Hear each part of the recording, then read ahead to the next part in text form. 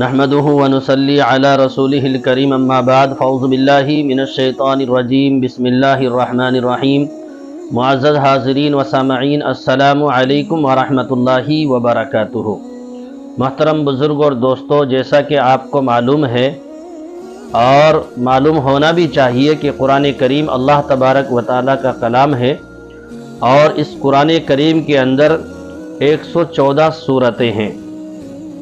ان صورتوں میں سے ایک صورت ہے سورہ نساء، جس کے اندر اللہ تبارک و تعالیٰ نے مرد اور عورت کی ازدواجی زندگی کے احکام بیان کیے ہیں، اور سلف صالحین کا اپنی کنواری بیٹیوں کے بارے میں ایک معمول رہا ہے کہ وہ نکاح سے پہلے اپنی بیٹیوں کو کم سے کم سورہ نساء اور سورہ نور ماں ترجمے کے پڑھایا کرتے تھے۔ پورا قرآن کریم اگر نہیں پڑھا سکے تو کم سے کم یہ 2 صورتیں اپنی بیٹیوں کو نکاح سے پہلے ترجمے کے ساتھ ضرور پڑھایا کرتے تھے، تاکہ بیٹی ازدواجی زندگی صحیح نہج کے مطابق گزار سکے۔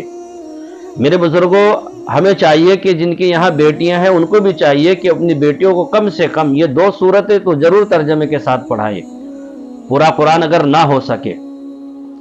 اور اسی کے ساتھ ساتھ میرے بزرگوں، جب سلف صالحین کے یہاں جب بیٹی پڑھ کر فارغ ہو جاتی تھی اور ابھی شادی کا کوئی انتظام نہیں، ابھی شادی میں وقت ہے، تو وہ اپنی بیٹیوں سے کہہ دیا کرتے تھے کہ بیٹا تم ایک کام کرو، اپنے ہاتھوں سے قرآن کریم لکھ لو اپنے لیے۔ اس زمانے کے اندر اتنی فیسلٹی تو تھی نہیں جتنی آج کے دور میں ہے۔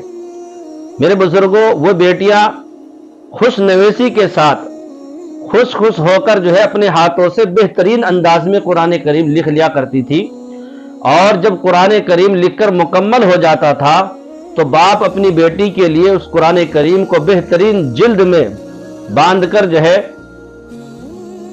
جلد قرآن کریم کی شکل میں جو ہے بیٹی کے لیے دے دیا کرتا تھا، گویا کہ یہی اس بیٹی کا جہیز ہے۔ اور اس بیٹی کے شوہر کو اس بات سے یہ پیغام ملتا تھا کہ آپ کے نکاح میں آنے والی جو ہے آپ کی بیوی ہے، اس نے اپنا فارغ وقت اس نے جو ہے قرآن کریم کے لکھنے میں گزارا ہے۔ یعنی اس آپ کے نکاح میں آنے والی جو ہے آپ کی بیوی، اس نے اپنا وقت دوسروں کی غیبت کرنے میں، محفلوں میں بیٹھنے میں، گلی کوچوں میں گھومنے میں، اور اسی طریقے سے اپنا وقت ضائع نہیں کیا ہے، بلکہ جو ہے اب اس نے اپنا وقت قرآن کریم کو لکھنے میں صرف کیا ہے۔ یہ اس شوہر کے لیے پیغام ہوا کرتا تھا۔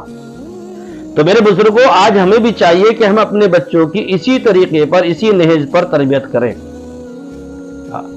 آج جو بیٹیاں ہماری جو ہے نا دین کے خلاف کیوں چل رہی ہیں؟ روز ہم سنتے ہیں فلاں بیٹی جو ہے نا اپنے یعنی کہ کنورٹ ہو چکی ہے، اپنے دھرم کو چھوڑ دیا ہے، دوسرے میں چلی گئی ہے۔ اس کی وجہ کیا ہے؟ اس کی وجہ اصل یہی ہے کہ ہم نے آج کی اپنی بیٹیوں کو دین کے علم سے اور دین سے کوسوں دور رکھ رکھا ہے، کوسوں دور رکھا ہوا، یہی وجہ ہے۔ تو ہمیں چاہیے کہ ہم اپنی بیٹیوں کو، اپنی اولاد کو قرآن کریم کا اتنا تو کم سے کم علم سکھائیں ضرور، کہ جس سے انہیں پتہ چل جائے کہ بھئی ہمارے مذہب میں کیا چیز حرام ہے اور کیا حلال ہے، اللہ نے ہمیں دنیا میں کیوں بھیجا ہے، اس کا مقصد کیا ہے، یہ تو کم سے کم پتہ چلنا چاہیے۔